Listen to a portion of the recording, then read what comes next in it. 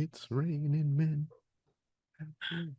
Welcome to Paradise, Michigan Genesis, Episode 9 Vampires and Werewolves and Dinosaurs. Oh my.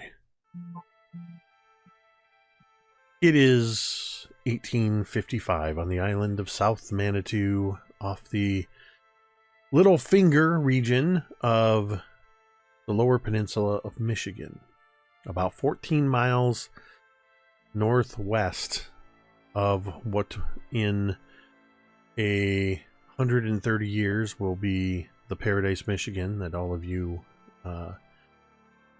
once upon a time came to visit in the summer, and things have never been the same since.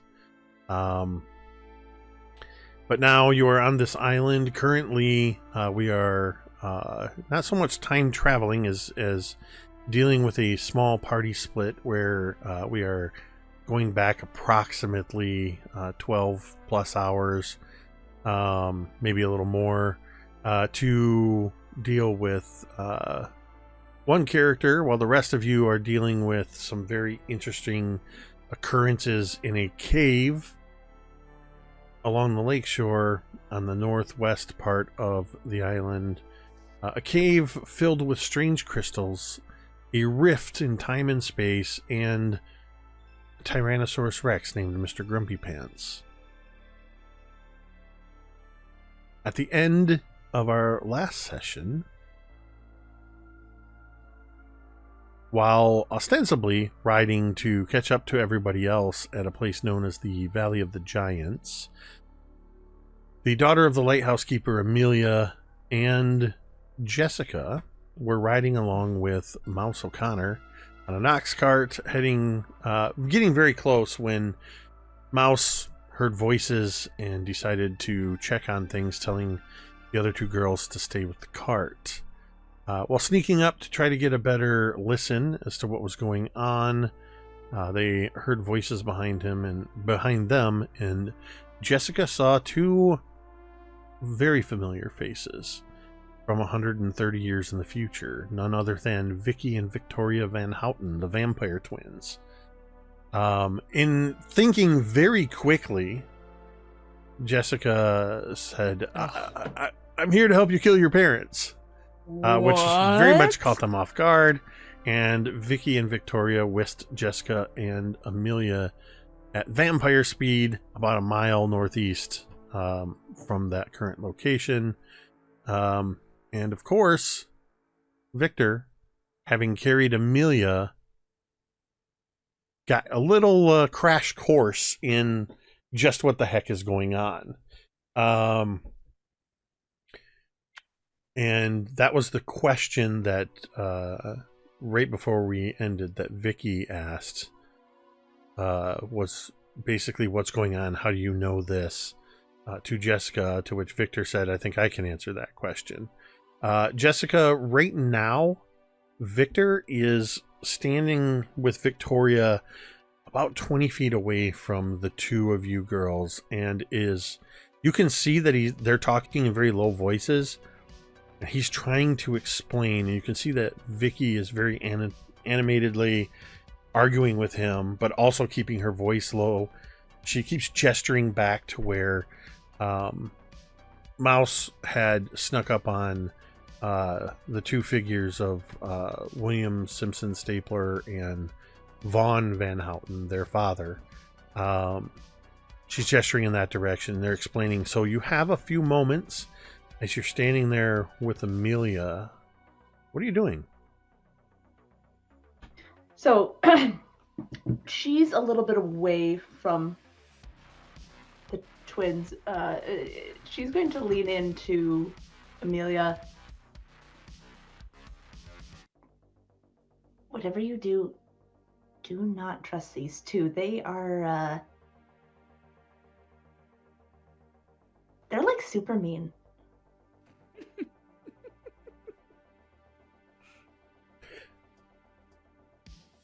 And you can see, as you look at Amelia, she's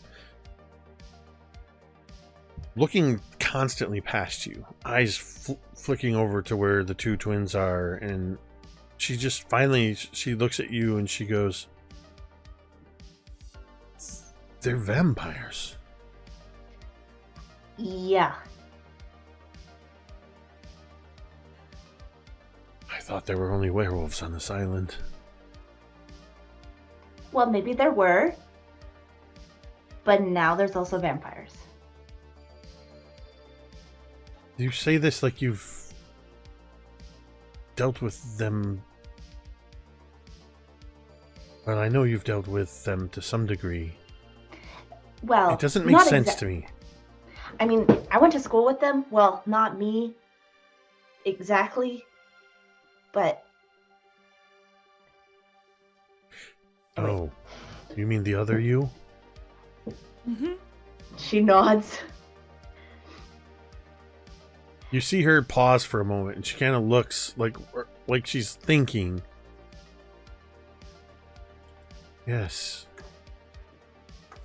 Your time at Paradise Academy. This is all very confusing. I spent many nights piecing together the many notes that floated up on the shore, making that... What did... Oh, called it the conspiracy board. And longing for somebody to fill in the gaps and tell me the answers. And now, if I'm being honest, I wish I didn't know. What are we gonna do? You said don't trust them. How do we know they're not going to kill us? You are taking way too long to answer that question. Yeah, you can see Jessica just takes a breath in to say something and it's like, oh, I don't think they're gonna kill us.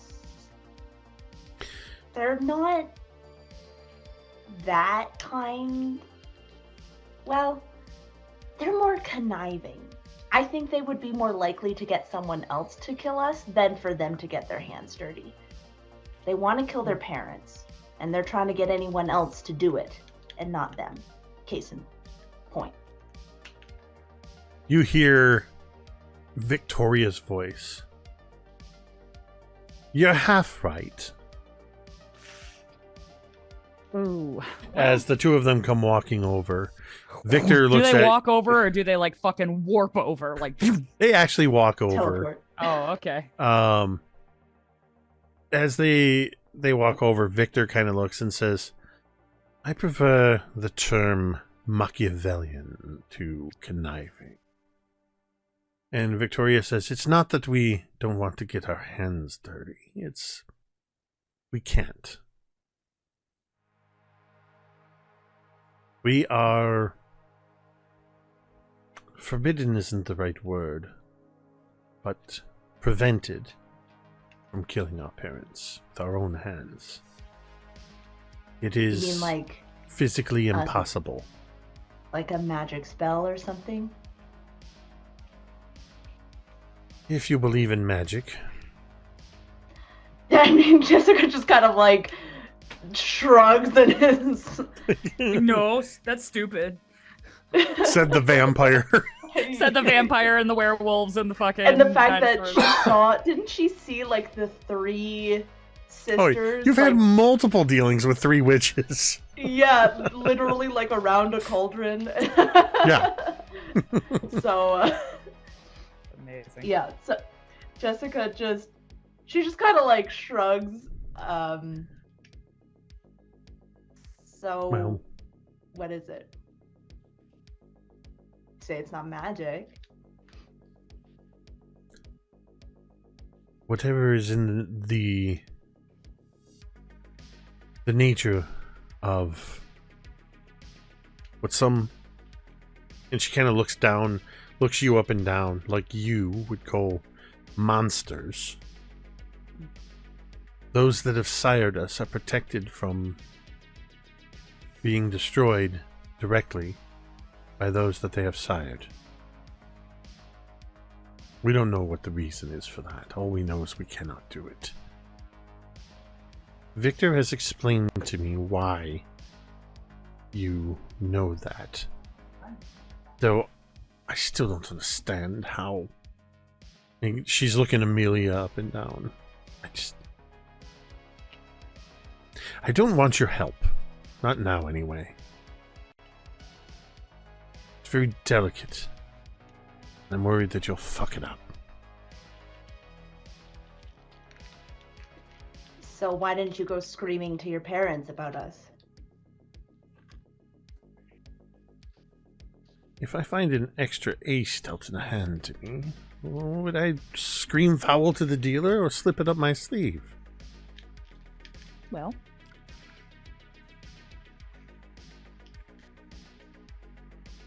whatever. She says that she why are you even here? Unfortunately, the same, and she kind of rolls her eyes, magic that prevents us from killing our parents means that we have to stay within a certain radius of them. Oh, ew. Miles. But that's nothing you need to worry yourself with. I'm not going to kill you. Not yet, anyway. She rolls her eyes. But don't trust you either. Likewise. So, what would you have us do? We don't trust you. You don't trust us. But we are, like you said, the ace up your sleeve, and we need you not to tattle to your parents. So we both don't trust each other, but we both kind of need each other or rely on each other for something. Listen, I'm not a planner. That's not my thing. Why don't we find the others and we'll talk about it? Victor steps forward. He goes, "Oh, I see. You want us to go where you have your werewolf friend.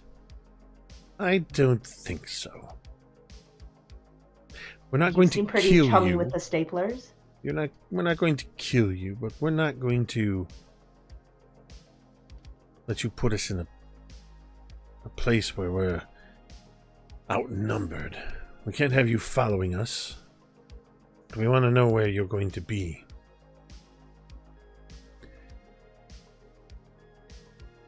Well, I'm going to be where that group that you don't want to go to is. Vicky suddenly does the vampire movement. It's only like 5 feet, but she's just suddenly right in your face. Oh my She God. says, "You will go where we want you to go, when we want you to go. And there's nothing you can do about it." And her voice becomes very deep. I need you to make a grit check. Oh, God. Victor steps forward to Amelia. He seems a little less sure, but his voice also gets deep as he says, "It is not in your best interest to be seen with this one. Go back to your lighthouse." And I'm going to need to roll for... Get over here! More like, go back where you came from. Yeah, right. Yeah, Back that's up, rude. Jack. Come on. GTFO! Yeet. I got a 9.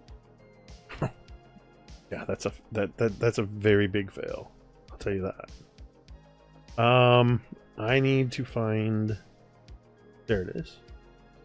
I don't think Amelia is... Sorry, what was your grit die? My grit die is a D12. What's your charm die? A D20. That's the one I wanted you to roll. What's your charm die? Ooh.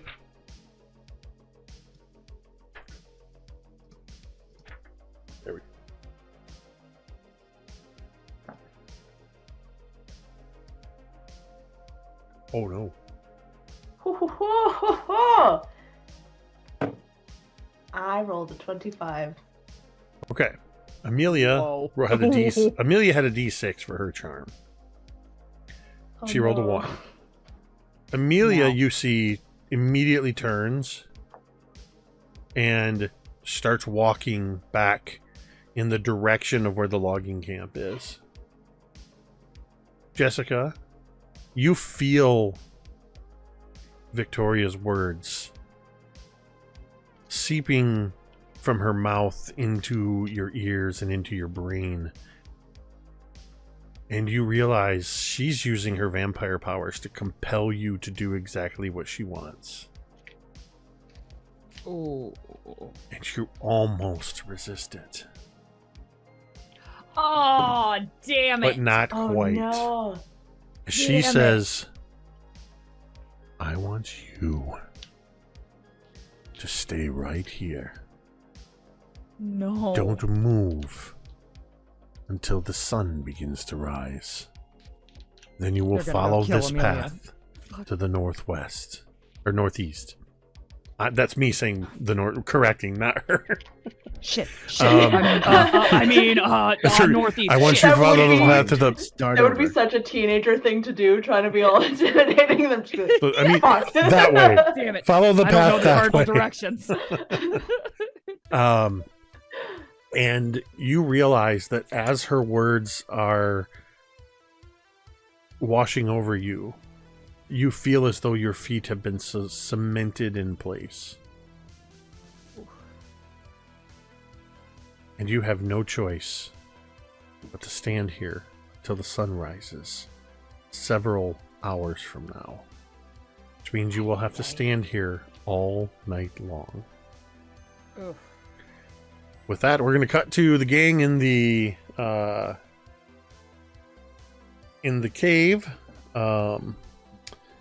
As at this point, Sophie is throwing a few switches, turning a few dials. Just as a quick reminder, last you had absorbed energy from the crystals in the cave, and you had succeeded on a stabilizing roll. And should there be a future call for rolling d10s, you will roll a bonus d10 because of that, because you harmonized with the crystals. As Sophie is throwing some of these switches and turning dials, you can hear the harmonics of the crystals. You can see them sort of changing the frequency at which they're pulsing. The color changes, and you can see that it's harmonizing, but not quite. It's a little bit out of sync as she's trying to dial in to match the frequency to the rift. And she's doing so in a very similar way that her father had done before he went in. The last thing she does, as she kind of just looks at all of these numbers and dials and everything, and she goes, okay, I think that is as good as it's going to get. And then she walks over to where the suit that her father wore when he went through, not to the suit, but to where the hoses and the lines are connected. Mm-hmm. And she begins unhooking all of those connections from these this sort of slapdash control panels. She kind of looks up at whoever happens to be looking at her, of the rest of you, as she says, I always told my father that I thought the suit might be a bad idea, that it might interfere with the frequencies. I'm going through without it. Oh my god, no! Wait what are a you minute. talking about? What do you... You know what? Have you guys done tests on this? Do you know what it would do if you walk through a rift without any kind of protection? Like, that's like going... Mr. Grumpy Pants came through without any kind of suit. But what if you go through and you end up at the bottom of the ocean or in outer space or somewhere where, I mean, you need a suit? Who knows where you're gonna end up? This suit's not even sized for me anyway. It would be a Sophie, hindrance. You don't know if you go through that rift. You don't know if you're gonna go left or right. You could go further in time, or you could go way far in the future. You don't know where it's gonna land. That's why I need you to come with me. Oh, okay. You We can. can't go. You all can do things. Okay. She turns to Laz. I saw you absorb energy from those crystals. Yeah. You can help stabilize them. If you have abilities, you can help stabilize things. Make it better. Make the chances better. I'm going through whether you go through or not. I'm saying this from a place of love, but most of us don't even know how our powers work, let alone have half a handle on them. So you can't rely on that as something that would be more of a help than a harm.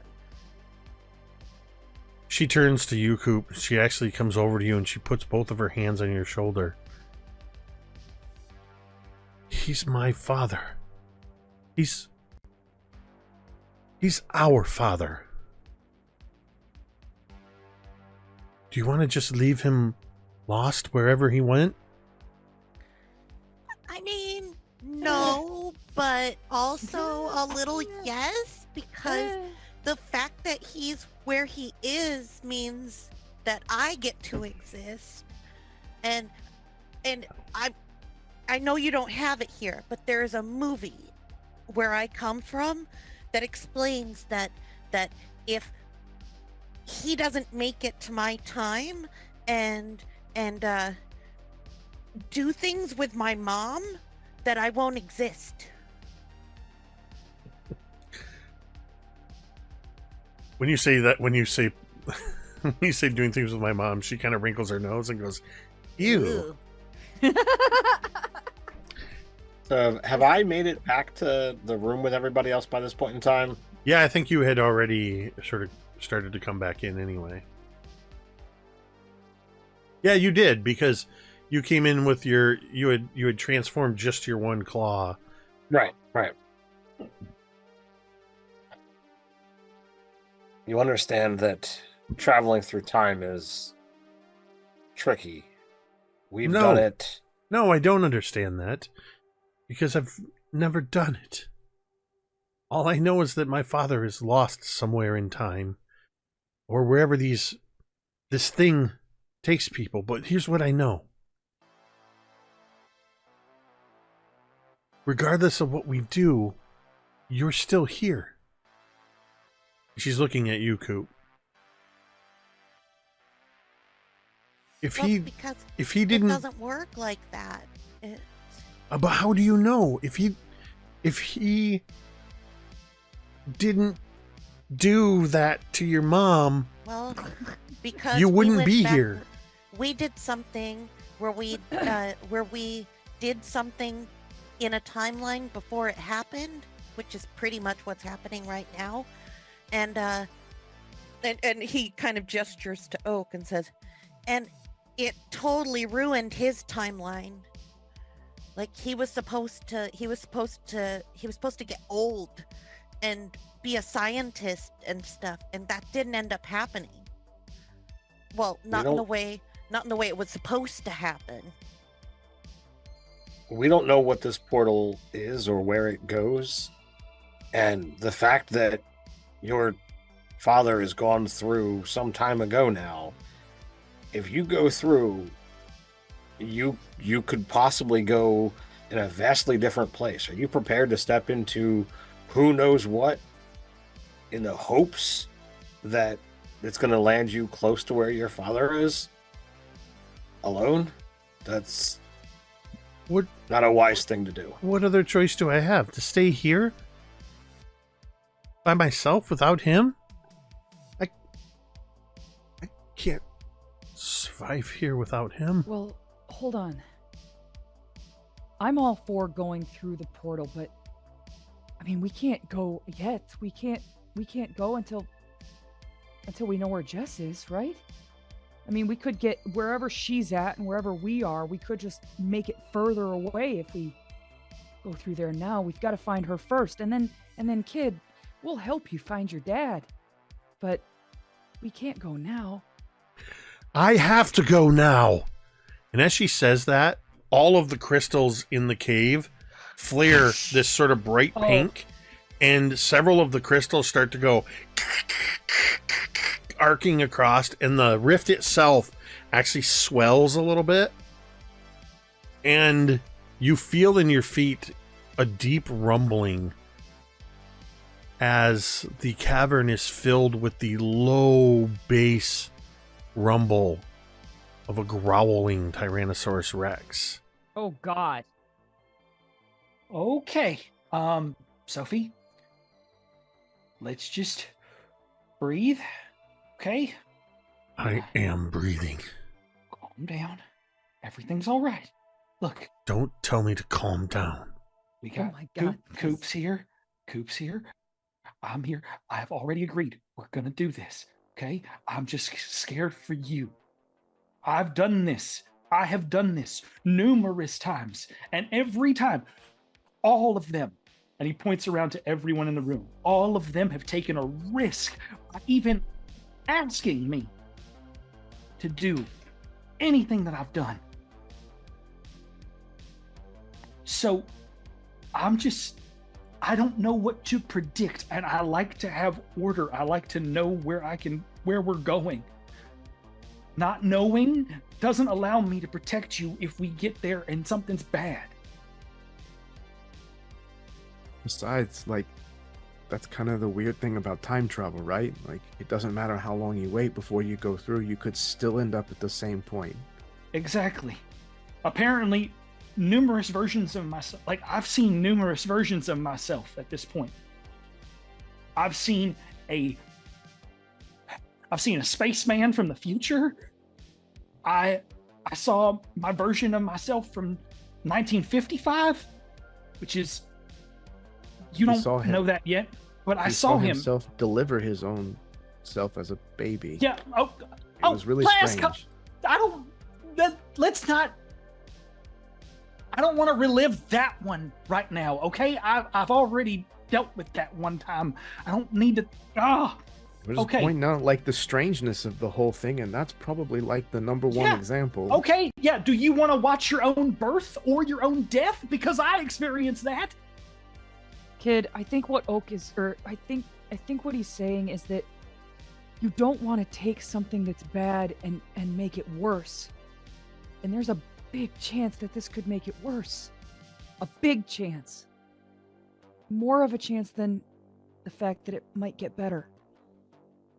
We will go with you. We want to help you. But we just need to be patient. We need to have a plan. And I can't believe I'm saying that. I've never been patient in my life. I need each one of you. I'm proud of you.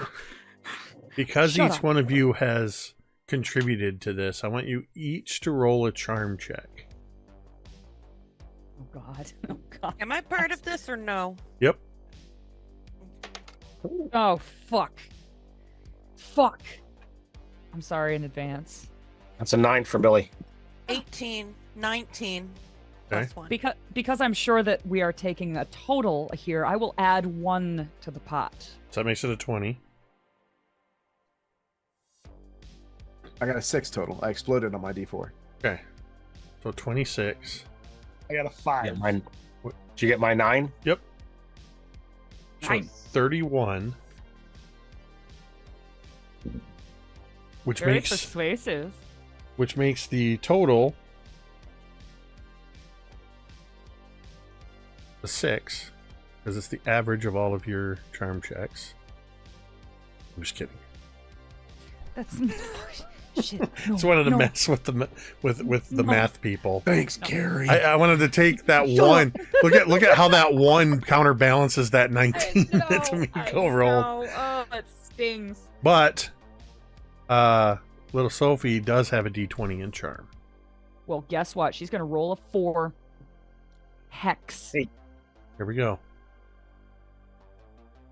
4. Bah. Well, Okay. still ain't a 28 or whatever. It's a 17, and you're not adults, so she doesn't get the automatic. Well, she wouldn't anyway because she's 12. She wouldn't get the rebellious benefit that you guys get.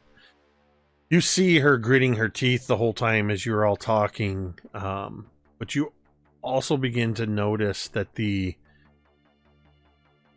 flaring of the crystals, the arcing of the electricity settles down, the lighting sort of phases down a bit. She starts breathing a little more calmly, and as her breath calms, you hear that growl turn into a low, intermittent snoring sound from the back of the cavern as you have successfully calmed Sophie down and Mr. Grumpy Pants. Coop puts his hand on her shoulder now and says, look, remember, we're not saying that you can't go. We're just saying, give us a second to find our friend. And I promise you this, if we find him and we can get him back here, we'll do it, even if it means I won't exist anymore. You need him more than I needed him. I look with concern at Lass. Oh. I totally give Coop a side eye when he says that. As Coop says this, and everybody sort of has their own reaction to that, we're going to cut back to that night.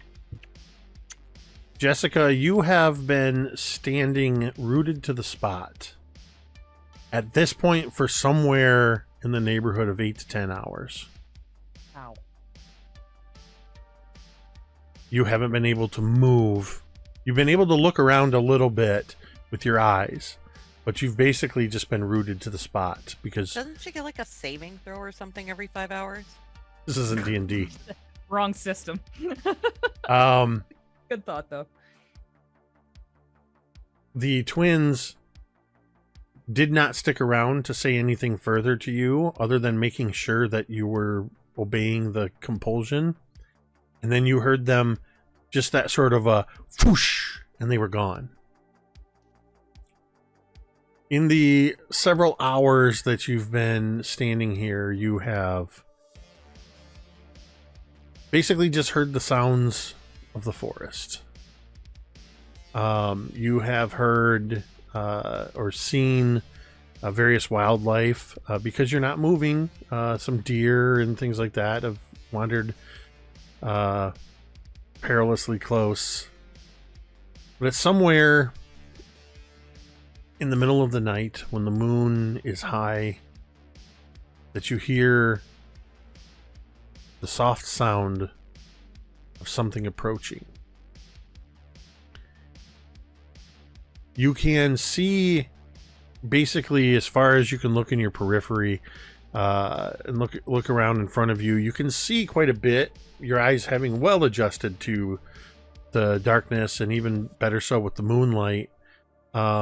In the dim light, as you hear this sound, somewhere ahead of you, about 15-20 feet, from the shadows of some shrubs, you see the moonlight reflect off a pair of green eyes. You hear another little shuffling, and then you see another pair of eyes. And then a third set of eyes. As 3 large wolves walk out of the woods. They are taking their time. And they are approaching. You can see them sniffing in the air. One wolf, the larger and darker furred of the 3, leads the other 2.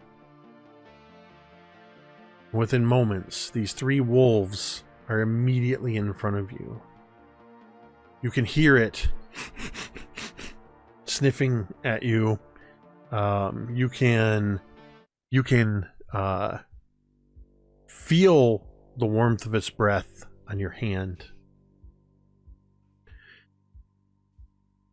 And then you hear, at first, what sounds like twig snapping. But you realize you are hearing the sound of bones snapping, shifting, and reshaping as the dark-furred wolf begins to change shape in front of you, rising onto its hind legs from a full wolf into werewolf. As it rises, its face meeting yours, and then it continues to rise until it's towering a good 18 inches above you. The wolf leans in close, sniffing at your face. You almost, I picture this cinematically, your face unable to move in profile as this wolf just leans down. Like if this were a movie, this would be the movie poster. It's like Alien. Yes. The wolf looking right at you, and you feel its hot breath. You can smell the scent of probably blood from whatever it killed that night. It leans in, tilting its head, and then it speaks. Oh, God. I smell the bloodsucker on this one. We're not friends. How is it that you smell like a vampire and still live? You hear a sudden bark from one of the other wolves, and this one turns its head sharply, barks something back. It begins to kind of sniff around your shoulders and at your hair a little bit more, very much invading your space as it's sniffing around you. You are right. You travel with a dogman. Oh. I smell him on you. Faint.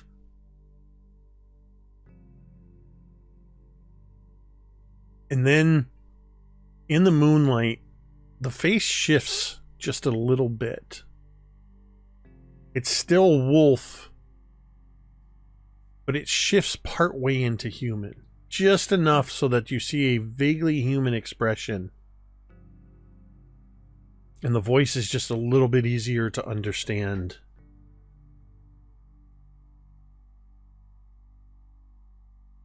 For association with the vampires, I should rip your throat out now.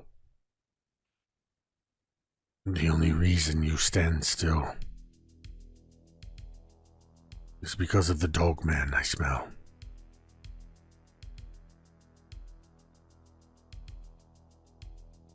I can only assume you are his pet.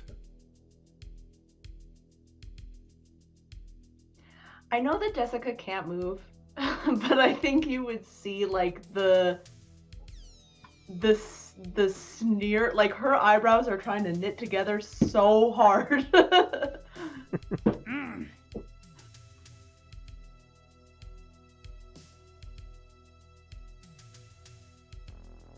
We will meet again.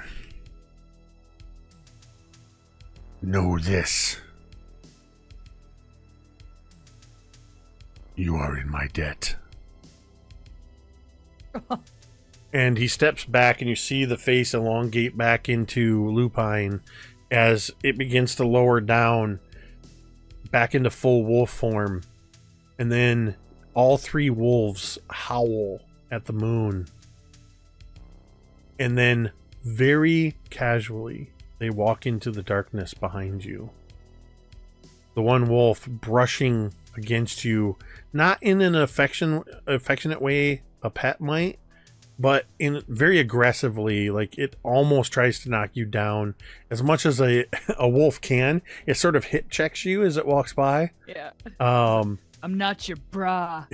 Like that like kind of that Push her in the exact face with a vibe. tail. Yeah, you get a Sorry, little bit of a bruh. tail whip. I'm not your bra. That's perfect. You're excused. And the three wolves, one of which you know at least is a werewolf, take off into the woods, leaving you alone. We see almost like a time lapse at that point as various other animals begin to move by, and we see the moon slowly setting behind the trees. And as it disappears, we see the first lightning of the sky. And though you can't see it very well, there's a moment where that sun comes up just high enough that across all of Lake Michigan, there's this sudden... The horizon is a thin line of sunlight. And that's the moment, Jessica, that you feel you are no longer rooted to the ground. And before you can even think about how tired you are from standing there for so long, still under the compulsion, you begin walking in the direction you were commanded. Aside from having to walk in this direction, you now have... You can speak, you can kind of move, you can stretch your muscles, but unless you want to try to physically stop yourself from moving, you are compelled to keep walking along this path. Oh yeah, she's gonna try and stop herself. She's gonna try and just like sit. Okay. Drop her weight down. This is going to be another charm check. You know a 25 failed. You can do it.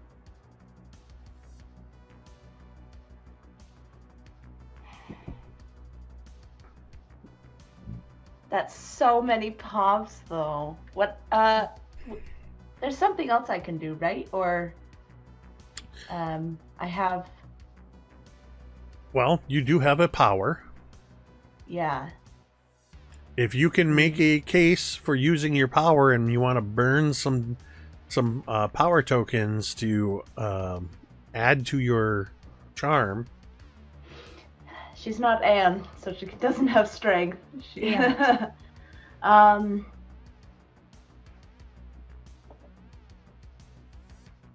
Oh, wait. Okay, so here's her idea. So,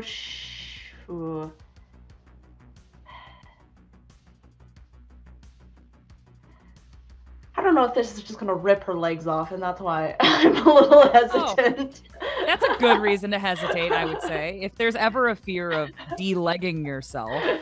De-limbing. So, Yeah. what are you thinking?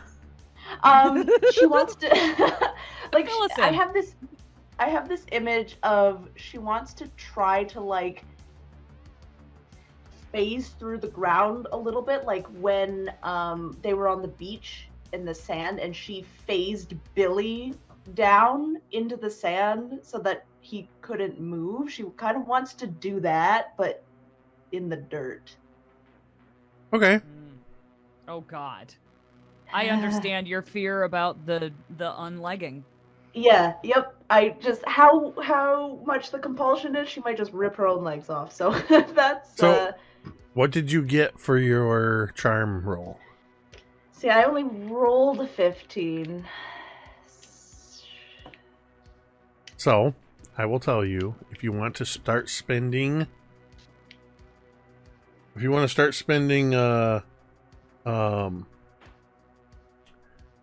power tokens, you're going to need another 16 total to break the compulsion.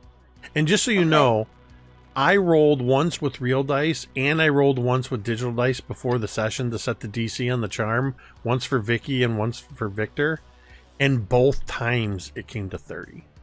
That's crazy. Yeah. So that's why you missed with a 25. So you have a 15. The only two ways you can try to boost that is you can spend 15, well, it'd be 16 power tokens. Listen, this is one of Jessica's Or like not power tokens. It'd be 16 domain dice. Or it would be rolling X number of tokens with a chance to explode. And you get one free Yeah. without it counting against you. So it's your choice. Yeah. The thing is, Jessica's flaw is that she is very stubborn. So I do think that she Jessica. would.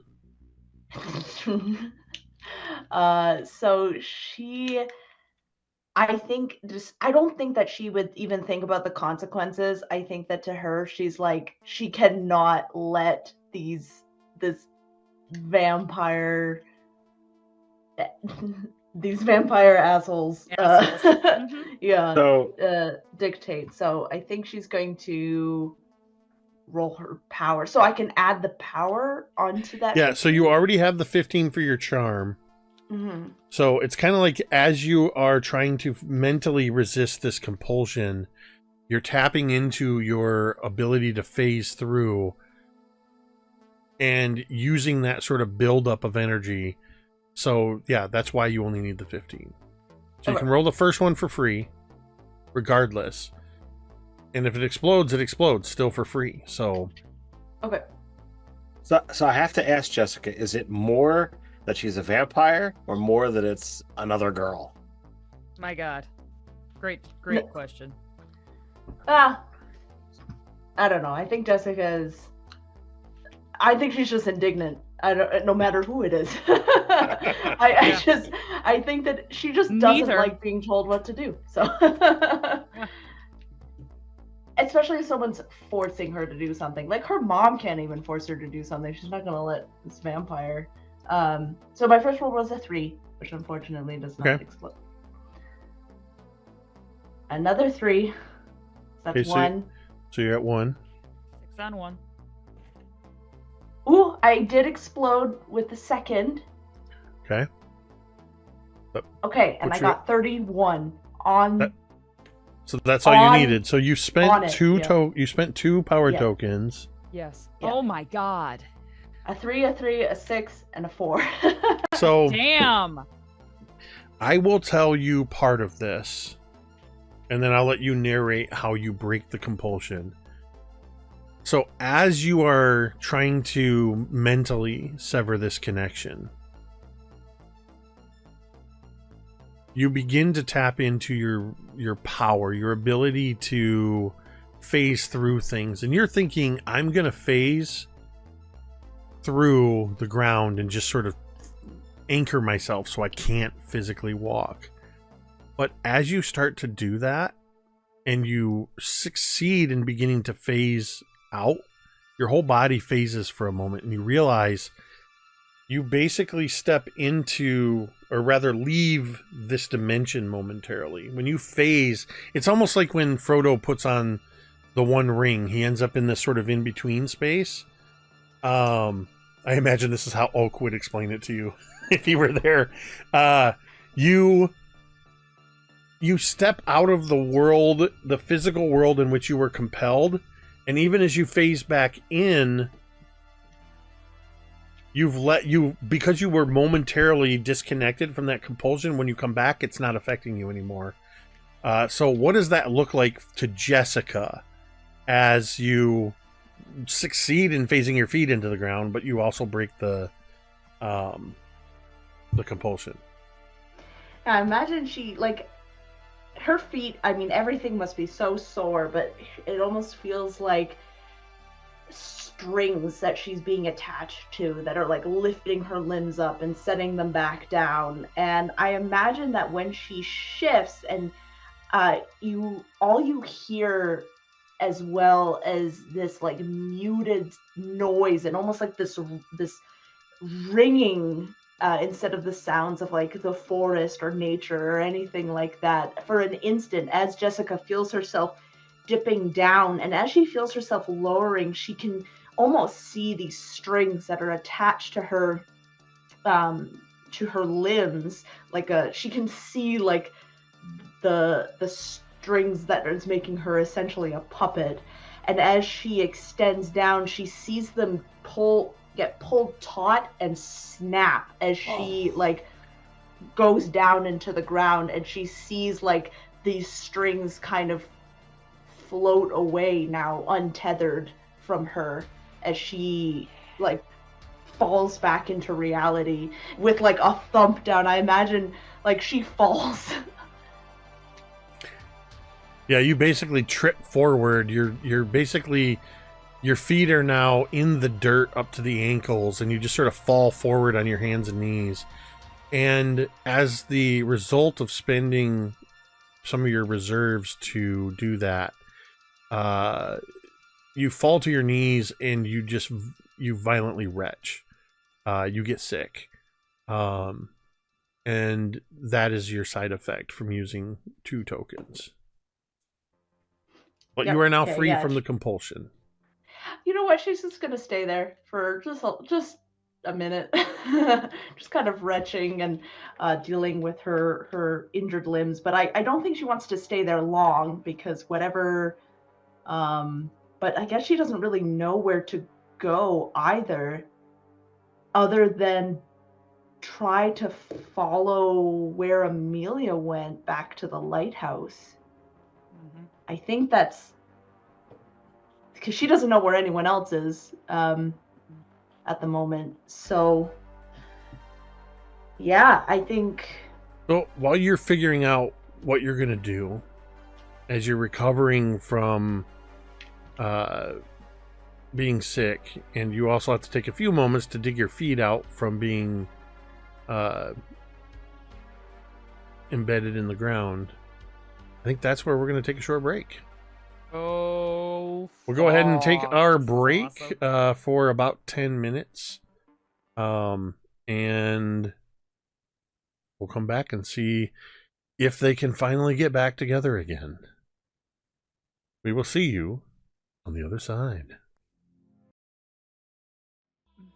There we go. I pressed the button and nothing happened. And Oh my God. we're back. I'm like manipulating my buttons. I know what I said. And I looked up and we were still on the break screen. But we're back now. And I think we're going to stick with Jessica for a minute. Jessica, as you are extricating yourself from the I imagine this almost like coming back from a commercial break. We see Jessica standing up. There's the overturned ground, and you're sort of dusting your feet and your shoes off, and or rather your boots, since you're all wearing like overalls and work boots and whatnot. But kind of dusting everything off and maybe kicking some dirt over where you got sick on the path. I would like you to make a brains check for me, please. Oh boy. Brains is my favorite.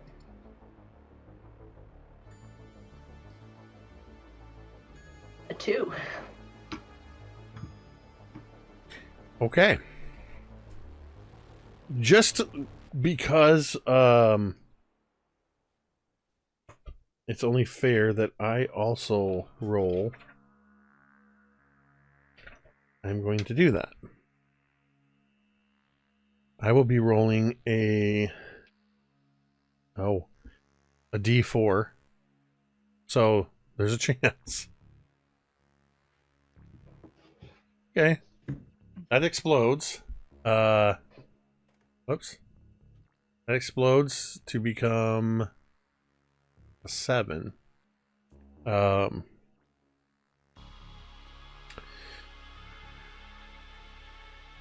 As you are standing up and preparing to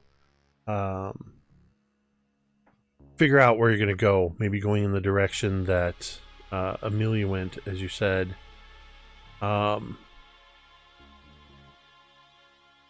you hear a voice behind you.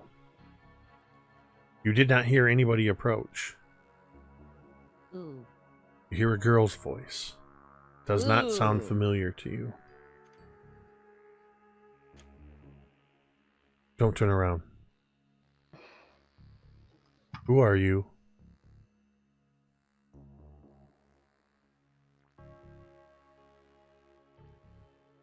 You see Jessica just like, she takes in a deep sigh. How old does this person sound? You said a girl, like young? Sounds like a teenage girl. Oh. How many teenage girls are on this island? A whole bunch of them. Well, I mean, this is basically a CW show, so there's a lot more than there should be. La la la la la la la. Jessica just freezes. She just, Jessica, she says to the question.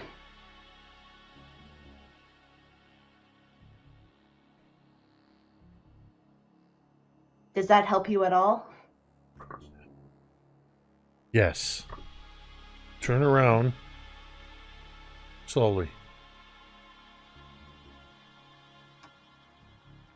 She does so, and she's like bracing herself, I think, for when she turns. You turn around to see about a 16-year-old girl with raven black hair. Yes! She looks... For some reason, I'm struggling to remember if it was all of you that saw through the visions when you were at the Striker... Not the Striker house, that's the real house. The Stapler house, that you saw what happened at the barn. There was a reason some of you... Give me a few minutes and I'll look it up for you, Jake. Because what I don't remember is if Jessica recognizes from that scenario young Ashley. Oh man, Jessica's having a bad time. But I would say there is a familiarity right now anyway as you look at her. That everybody knows except for Laz and Rosie hadn't died yet.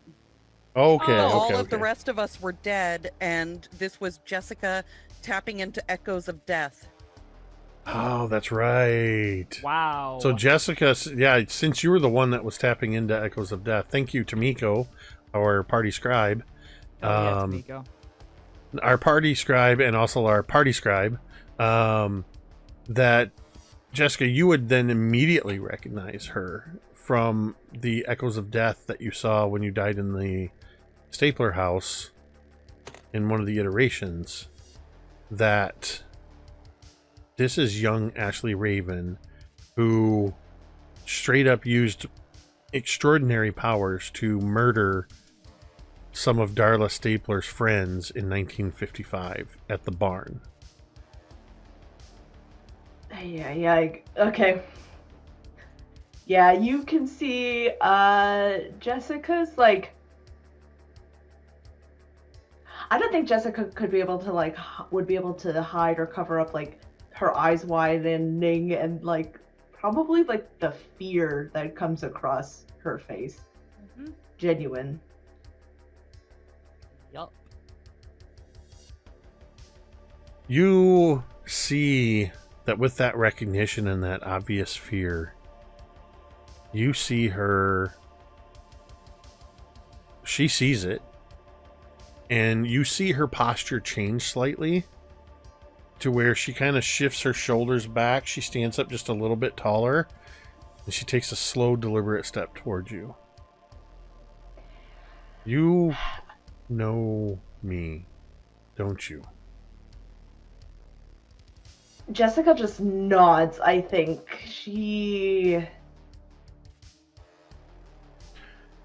Yeah. I know you.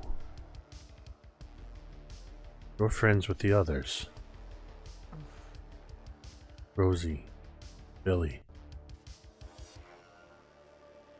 the two little kids, and the rest. the cocky kid, Laz.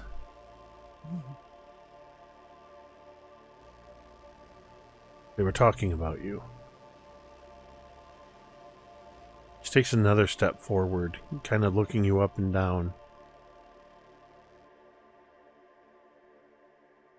Why are you out here in the woods, not with them?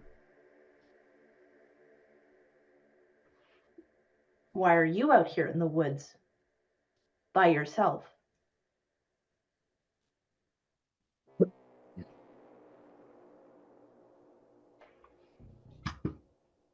I don't belong with them. I don't know how I got here. Can Jessica take a closer look? Is Ashley Rim being honest? The way she's looking, she at least the outward, and you can push it with you could try doing a charm versus charm if you want to have extra assurity, but she seems to be genuine. When she says that, you see her kind of looking off to the side, like I don't know how I got here.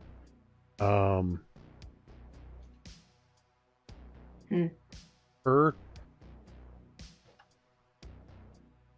Is she a charming person? I mean, she had like a whole cult practically with the Nexus project and the whole thing, and Yeah. In this case,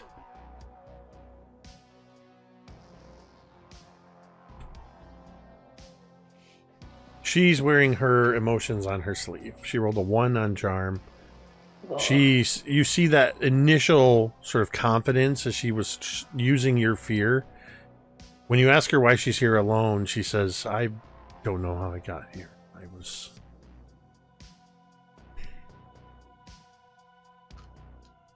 Some people in the town I was from tried to take advantage of me. They lured me out to a barn because I was the new kid. And you would realize from your memory, from your Echoes of Death, the Ashley Raven you are seeing in front of you right now, the reason she looked so familiar, she's wearing exactly the same clothes as she was wearing in that. Oh. Because I believe she told you, Rosie, the same thing. She basically said she was there, and then all of a sudden she was running from the barn, and then she was in the woods. That she didn't remember it. Yeah. And she's telling you she has no idea. Because I don't belong with you and your friends. I don't understand even what all you are getting into, but if you follow this path a half a mile that way, down towards the lakeshore, they're in a cave.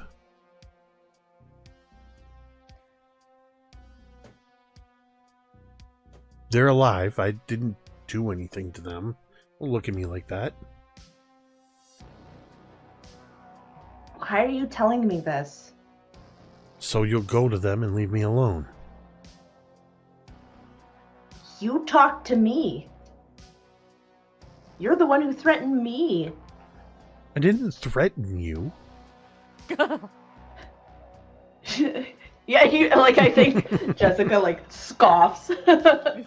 This is literally you're the one that looked at me. Why are you looking at me like that?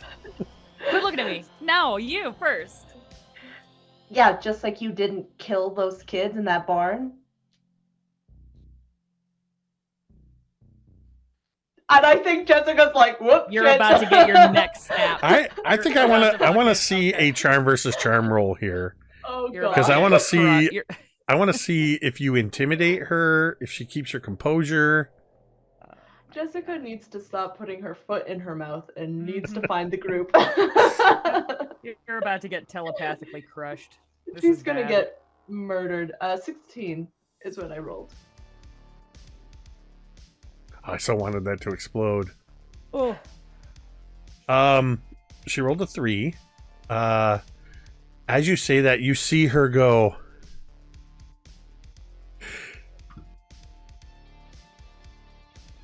And then she immediately, her shoulders slump, and you see her kind of start to say something, and her voice catches, and you actually see her starting to cry. Oh, nice, Jess. And she any sense of The boy got a scythe in his mouth, as I recall correctly. Yeah, it's true. And then you were mean about it. 2 wrongs don't make a right. Like bullying a serial killer. Like... Oh, her feelings are hurt worse than their bodies ever were. You just see her. She's standing there, and she's just crying openly. And she goes, "I didn't mean to kill them, but I think they were going to do the same to me." Jessica takes this time to just kind of back away. She is not. No. She just said, "Listen, let's just leave each other alone." And she's like backing away.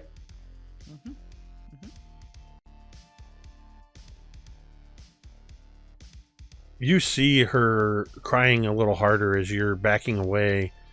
But because you succeeded so handily on that charm check, she tries to take a deep breath, kind of sobs again, and she turns and runs back in the direction of where the day before, where you had come from. And as she turns to run in that direction, she kind of goes like this with her arm, and one of the nearby trees just goes and falls to block the path of the direction she came. And you hear, as she's running, you hear at least 2 or 3 more trees come crashing down. As young Ashley Raven, admittedly the child murderer, runs sobbing into the woods because you hurt her feelings. You know what? Jessica got bullied by a vampire. Now she's bullying. Hurt people. That's what happens. Know? This is the lesson in today's story. Got bullied. Twin was bully. Continued, like, beats up bully self, and then also becomes bully. You've gone full circle. It's great. It's the cycle of monster bullying. This is an after-school special. You know, kids, we've had a lot of fun this hour. But the real lesson to learn. What did we learn? I feel like if this were a TV show, there would be at the end, there would be Kirk Cameron would come out. There would be some kind of like a bullying crisis line or something. Yeah. Like a special message at the end. Bullying, Kirk Cameron, bullying is no joke. Even if they're monsters. Had a lot of fun this hour. But what's not fun? Cocaine. So my only thought is, what would happen if we killed Darla here? Would I cease to exist? Would we all poof into who knows what because Darla's supposed to be big in the Nexus project? Like, would that not happen? Darla's not here though. Not here. Do you mean Ashley? Ashley? Oh, I'm sorry. I don't know why I was thinking this was Darla Stapler. My apologies. No, it's Ashley Raven. Mom. Ashley Raven was bullied by Grandma. Darla Stapler. Ah, that's right. That's right. But if Darla were here, that is a good thought experiment. What would happen? My God. Writes down Yeah, note. so- How does Darla get to 1855? I want to see something. As a teenager. You're right. So, Well, Darla and Ashley, she was the only one Ashley left alive. Mm-hmm. Yep. She had what we call plot armor at the time. But that does leave you Actually, standing there. She left 3 people alive. Oh, that is true. Yes. That does leave you standing there, having, whether you believe her or not, but giving you directions to about, I think it was like a quarter mile or half mile along the path that way. Yeah, well, I mean, she doesn't have anything. She has no other leads to go on, so I think that she will head the way that way. It doesn't take you long to travel the half mile through the path. As you sort of come out of the woods proper, though, you would see that the path does indeed veer down towards the lakeshore and in between sort of these two sand dunes. But you also see that about 50 yards away there is a cabin. But there doesn't seem to be any sign of activity at the cabin. Okay, she's not going to go to the cabin. She's looking for that cave. Okay. I think to a certain extent, even though you're free of it, there is a hint of the original compulsion from Vicky the Vampire that had you followed it, her instructions were to follow the path and it would take you, to wherever it took you. So you kind of walk down along the path, and as you come down between these two sand dunes off to your left, sure enough, you see the gaping maw of a cave.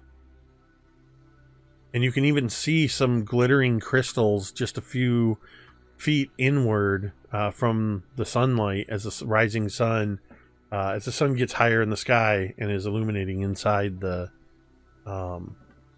cave. And I think at this point you would probably hear some familiar voices from inside the cave. And a very deep, rumbling growl. She's gonna call into the cave. So, timing-wise, I think this is right around the time you guys have sort of, as Mr. Grumpy Pants settles down, you've convinced Sophie that you just need to find Jessica. When you actually hear Jessica's voice from the opening of the cave calling in, saying,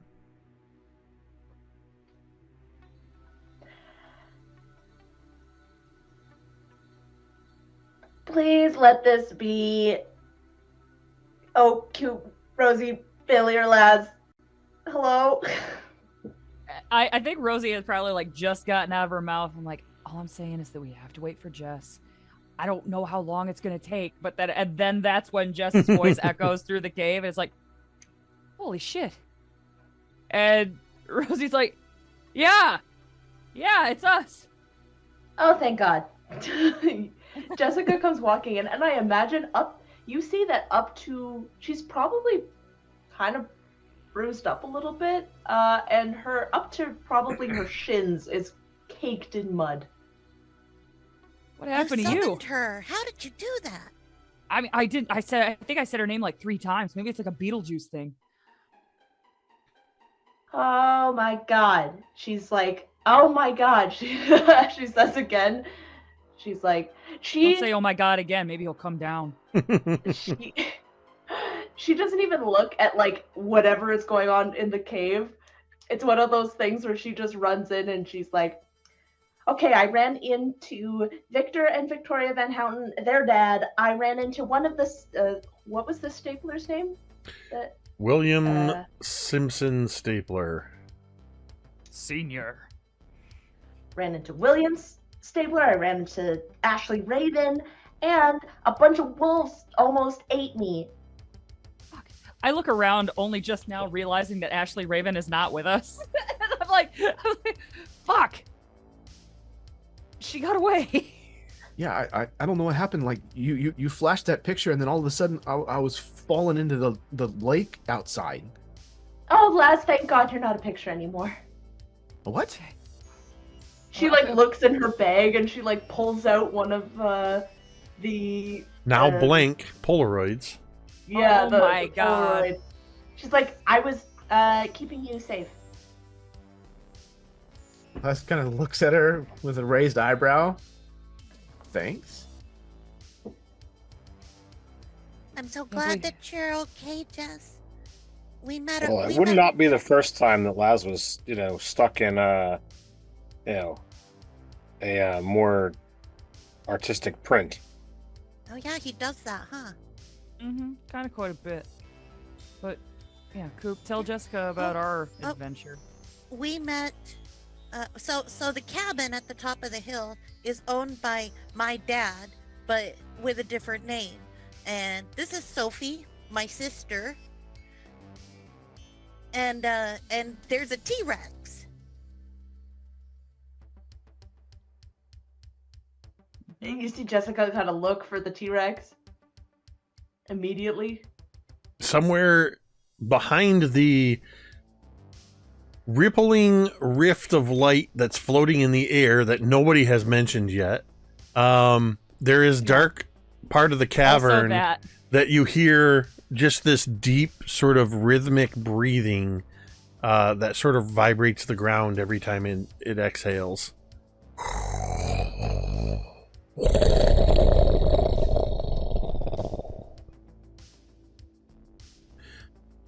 Sophie speaks All up. right, well, that's Mr. Grumpy Pants.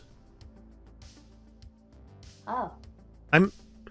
I'm Sophie, and if you're Jessica, and she looks hopefully at Rosie, does that mean we can go now?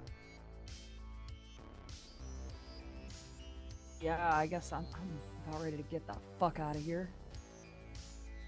Look, I'm not a Time Lord like Oak is, but the lighthouse here had a green door, right? The weird green doors? Yeah. There's a chance I can always get us back here if I have to. And Coop pulls out the key ring and jingles it. Oh. Hey, that's a good point there, Coop. Oak, you've got the ability to, muck with time. Can you get a sense of anything from this portal? Like, to see when or where it goes? Like, is it fluctuating? Is it static to one point? Earlier, essentially, it's like a nexus point, but that portal, if we go in it, I don't know what's past the portal. Like, I know the energy's in here, but I don't know what's past that. And there's no way to predict what's past that either. Well, could you, I hold up the fact that I've got just one arm transformed. We're always experimenting with our powers. I mean, maybe, but I could try. Shouldn't Coop looks at Sophie and says, "Shouldn't we try to send Mr. Grumpy Pants home first, so that he's not just out here terrorizing loggers for the next several years?" The worst case scenario would be that if we step through this gate and it ends up exactly where Dad went, in the place where you're from, Mr. Grumpy Pants could hurt a lot more people. I want to be sure that we're sending him back to where he needs to go. Listen, when you were messing with the settings and stuff on the dials, you were changing like the resonance, like the frequency of all of these crystals. And they're connected to this portal somehow. The way Dad explained it was, he used that word frequency and resonance, but he said that if we could get them to work together, kind of like harmonizing in a song, that it made that, and she points at the rift, seem less angry and had more predictable results. But if things got too out of sync, and she kind of points at some of the time detritus that's littering the cave, where you see on closer inspection some of the things you see are half melted or only half of a thing. Well, that doesn't work so well. But that was just Dad and I trying to be in sync with it, to harmonize with it. If we're all working together, we'd have a better chance. Yeah, because like last summer there was a concert that was happening whenever the wall was coming down in Germany, and supposedly like they tuned their bass at this frequency, and this guy played this note and it blew out the speakers. Like the resonance was exactly the right like frequency that it caused something more than just sound to happen. I think that this thing works in a similar way, and all we have to do is I just have to find the right tune. I gotta tune the instrument. Kind of like this. And she steps forward, not fully towards the portal, but she steps forward and she holds her hand up and she closes her eyes. And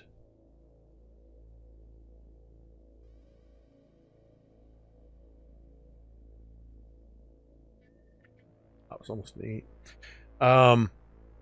As she does so, she's tapping into, I think, KoB, you would kind of almost hear like a little bit of a static in your mind, realizing that she's opened up that sort of mental telepathic connection and the empathic connection, and she's trying to use her ability to tune into the frequency. There's a little, you all hear just a slight pitch shift. It's a little discordant, and then it trails into a very subtle harmony addition. And she kind of opens one eye and she goes,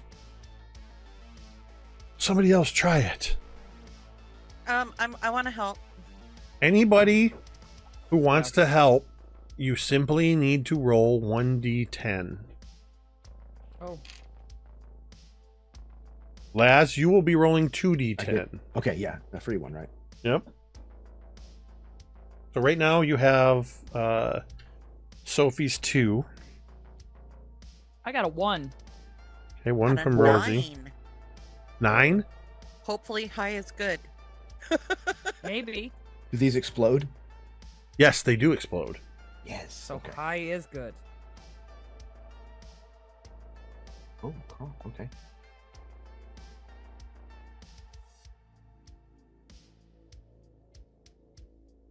You were taking totals already?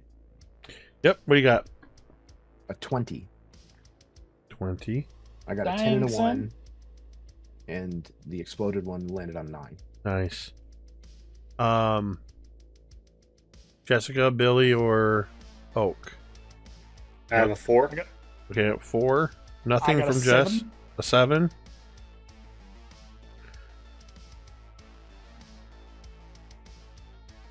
Right. 20 and 10 is 30. 11 is 41. 42. 43 Whoa. is your total resonance score.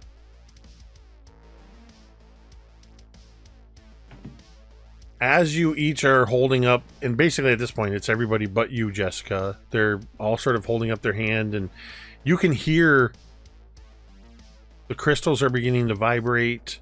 The rift is reacting to everybody's vibrations, and this harmonic feedback begins to play as each one of you taps into it. It seems like more voices in a chorus are being added. And then Laz, you tap into it, and there's just suddenly that much more. You nailed it, Chad. It's very much like the Mystics harmonizing in the Dark Crystal. In fact, that's kind of the color I picture most of these crystals. And even the rift is that sort of purplish pink of the crystal. Can I throw something in there? Yes. I think what Laz does is he's trying to like do what they're doing with their hands out and kind of like concentrating, and it's just not quite working. And he actually bends down and finds a place to sit and pulls from his backpack, which I have written in my notes, a busted guitar, and he sits down and actually starts playing on it and tuning on the fretboard. And as he does so, that's whenever the resonance finally syncs up. This is happening all around you, Jessica, and you can actually see from everybody's hands where they're holding their hands up. You see the portal beginning to sort of, almost like wisps, beginning to reach out and sort of wrap themselves around each person's hand. Where instead of wisps coming towards you because you're not holding a hand out, you see it spilling out almost like a ground fog and kind of wending its way and kind of wrapping around your ankles a little bit, but more like that sort of like dry ice kind of appearance. I need somebody, I'm going to say Laz, since you rolled the highest number on the frequency, roll me 3d10. This is a separate thing. I want them totaled.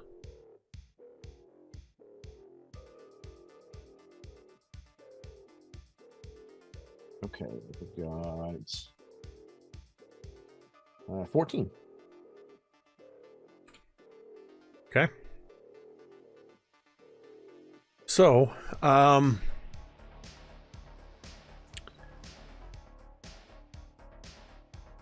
need somebody else Me. to roll a I'm d10. bound to do. Roll I'm bound to 1d10, do please. something good. Here I go. It's an 8. Interesting. Okay, this is going to be very interesting. The harmony begins to build around all of you. And any violent reactions that had previously occurred from this portal, this seems to be mostly in harmony and be reacting in a very sort of calm manner. Except Laz, you being the most in tune with it, you can sense that there's, if this were being played on like a big keyboard or guitar or something, one hand is one position off, and there are some discordant notes in this harmony. You didn't even reach half of the harmonic frequency to fully stabilize the portal. And that's when you all feel yourself being pulled toward the portal. Jessica, you are watching as everybody else in the room, including Sophie, it's like where the wisps are grabbing onto their fingers, it's beginning to pull them, turning them almost into light as it begins to siphon them towards this portal. And then suddenly, every one of you just gets pulled in. And Jessica, for a moment, you are left alone in the cave as your friends are pulled through the portal, just for a moment. If it's a moment too long, Jessica's running in to the portal. Oh Okay. my God, the power of friendship. In this The power of moment, not wanting to feel alone again. in this moment, what happens and probably spurs you to run forward, the entire harmonics, as the others get pulled in, they don't break apart, they don't fall off, they just stop.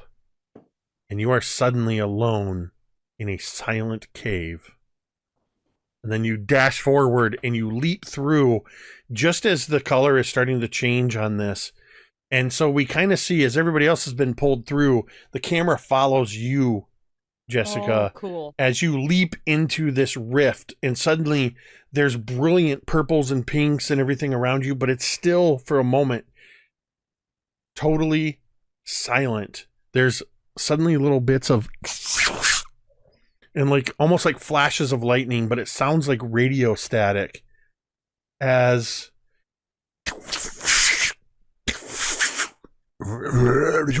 and you hear bits and pieces and fragments of voice.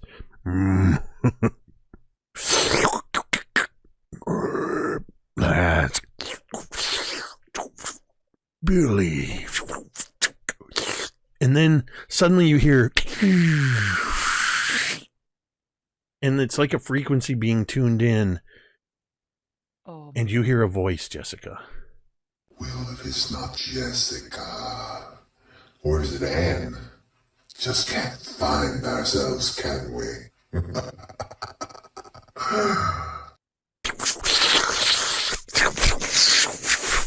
All static. Oh my god. And then suddenly, Jessica, you find yourself, it almost looks like in the movies, like a sudden superhero landing, but it's as if you were just standing there the whole time. And you are suddenly standing on, it's night. The road is wet from a recent rain. You suddenly realize you are standing next to everybody else. In front of you is a brilliant, gleaming city of more lights, more tall buildings, and more color than you have seen before. There is a sign nearby that says, "Welcome to Chrome City." City. And that's Is that a timer? Is that a timer? Is that a timer? Jake, no. and that's where we're going to end tonight's session. Fuck, Well, stop the don't start timer. Wow. Stop the timer. Wow, you picked up you picked up on the timer way faster than I thought you would. I'm locked in, bro. You don't even know me. I'm on another level. So, Oh my god. We would like that to go back to the 14. Yeah, So- I called it whatever at was, the please. 57 mark. Review the tape. the intent, since we're ending here, the intent is when we start the next session, the timer will start at 14. Remember the 3D10 you rolled? You have 14 minutes in this time, space, dimension. Chrome City means something to some people. like fucking Blade Runner. Yeah, not far off. Yeah. Well, Jeremy could probably tell us best. Oh yeah, these were Jeremy games. Chrome City is a expedition Yeah. engine. No, it's a Oh, it's not? This a- no, it's a no, it's the Harbinger. setting that I use for Ooh. Harbinger. Yeah, by Absolute Tabletop. That's right. I played in the one that was inspired by that episode of Love, Death, and Robots, where they used the monsters to fight Yes. each other. They control the monsters telepathically. Yep. Yeah. So Chrome City is a Jeremy nod, but you are basically the Wow. way it's written here is. Let me see what I can read of this. The far future, a glistening city, neon towers, flying cars, and digital ghosts. Does the Nexus project still exist? If so, under whose control? These are some things that would kind of be in the tagline of next week's episode. But you have just begun your first foray into the portal. You're beginning to learn some of the mechanics. You have to harmonize with the portal to stabilize it. Your stability level is going to determine how long you can stay in a given location. In this particular case, because you had a harmonic resonance of 42, you had 3d10 minutes to be in this world. And I've decided it would be more interesting if there's a real-time element to that.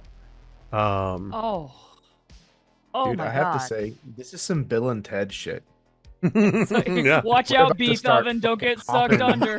I just dropped the playlist for Jeremy's Chrome City games Oh. into the Oh my chat. god. Thank Tamiko, you. Thank you, you. Tamiko. What a champ. God, Tamiko. Dude, I am is so happy right now. I'm so clutch these happy. days. Beyond ecstatic. You I'm gonna think spend that's good? the Wait until 14 minutes. wait until you guys end up on a spaceship where it just says "Welcome to Mission 99." You guys are screwed. I'm just kidding. Oh, There's a Yes. little child's voice. I'm gonna. Yeah, no, You just hear a sing-song child's voice. Welcome. No. Welcome to the ship. It's a regular who's who. So Only this I do that. Damn. this was fun, just trying to work with the challenge of dealing with, and this is one of, I said it before, one of the things I like about this game is 9 times out of 10, if a player can't play, we use that to somehow affect their character in the story. Which does create a problem where suddenly you've got a split party because the other people are going on and doing things, and trying to figure out how to get it. And honestly, had you chosen not to listen to the signs and not listen to what Ashley Raven told you, I absolutely would have let you continue walking through the woods and try getting to the lighthouse, and we would have just figured it out. It would have been more of the other kids now having to come out and try to find you and all that kind of stuff. So I mean, it's a game after all. It's a lot of improv and playing within the rule system, and I absolutely love it. And as disappointing as it would be if you guys didn't want to go through the portal, I would have found some other way to drag you through there. No, I'm trying to let you guys decide what you want to interact with, and maybe something will happen in Chrome City that you never want to come back again. Who knows? Jesus. We'll find out next week. Super shout out to Punkle Nix, who rated us with 13 of their viewers.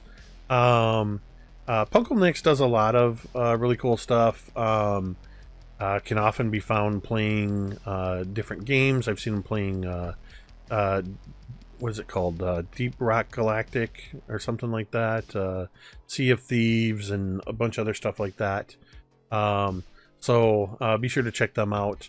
Thank you to the new followers and the raiders. Chad resubbing for 16 months. Carrie's bits. Let me rephrase that. Carrie for cheering. Thank you. No, I prefer if you draw attention to my bits.